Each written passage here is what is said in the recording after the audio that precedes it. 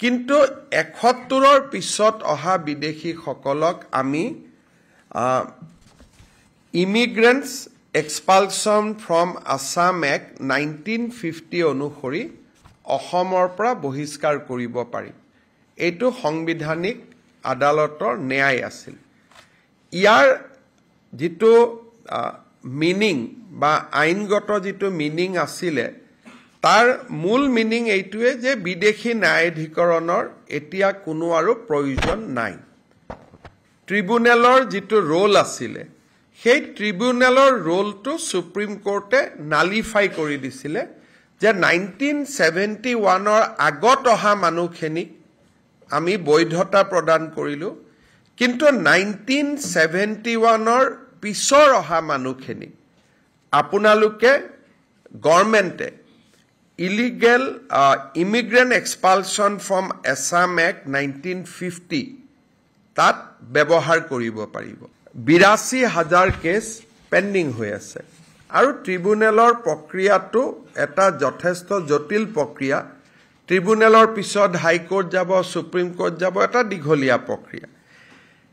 কিন্তু 1950 চনত অসমৰ বাবে যি এই বিশেষ আইন প্ৰণয়ন কৰা হৈছিল সেই আইন অনুসৰি বিদেশী বহিষ্কৰণৰ ব্যৱস্থাটো অত্যন্ত খৰতকীয়া আছিল আৰু ইয়াৰ মূল মিনিং এইটোৱে আছিল যে সেন্ট্ৰেল গভৰ্ণমেণ্টে এজন অফিচাৰক অথৰাইজ কৰিব আৰু তেওঁ মানুহজনক ইভাকুৱেশ্যন অৰ্ডাৰ দিব পাৰিব যদি মানুহজন বিদেশী হয় তাৰ মানে পুশবেক অৰ্ডাৰ দিব পাৰিব সেন্ট্ৰেল গভৰ্ণমেণ্টে বাই নটিফিকেশ্যন ডেপুটি কমিশনাৰ সকলক designated officer বুলি ঘোষণা কৰিছিল কিন্তু যেহেতু IMDT আহিলে কংগ্ৰেছ চৰকাৰ দিনত খনোৱাল জাজমেন্টত IMDT বাতিল হোৱাৰ পিছত কংগ্ৰেছ চৰকাৰে ট্ৰিব্যুনেল লৈ আহিলে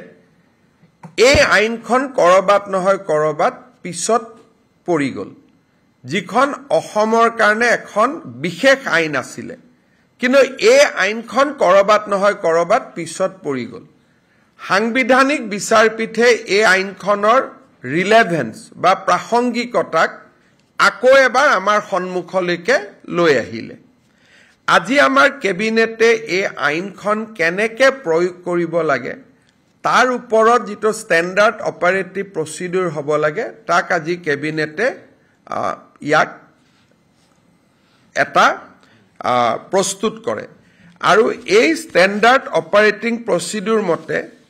যদি ডিসিক কোনোবাই জনাই যে মানুহজন বিদেশী বুলি বা বৰ্ডাৰ পুলিচে জনাই যে মানুহজন বিদেশী বুলি বা অন্যান্য সোৰ্সৰ পৰা যদি আমি গম পাওঁ যে মানুহজন বিদেশী বুলি ডিসিয়ে সেই মানুহজনক 10 দিনৰ সময় দি এখন নোটিস দিব he will give a notice to the person to prove his citizenship within a period of 10 days আৰু 10 দিনৰ ভিতৰত যদি তেওঁ যি নথিপত্ৰ দিয়ে তাত যদি ডিসি সন্তুষ্ট নহয় on the day of 10th তেওঁক ইভাকুৱেশ্যন অৰ্ডাৰ পাস কৰিব দিছে যে এই মানুহজনক পুশবেক কৰিব লাগে ভাৰতৰ পৰা আৰু লগে লগে এই মানুহজনক আমি হোল্ডিং সেন্টাৰলৈকে লৈ যাম আৰু হোল্ডিং সেন্টাৰৰ পৰা যি ধৰণে সময়সূচী উলাই BSF এ তেওঁক বাংলাদেশলৈকে বা পাকিস্তানলৈকে পুশবেক কৰিব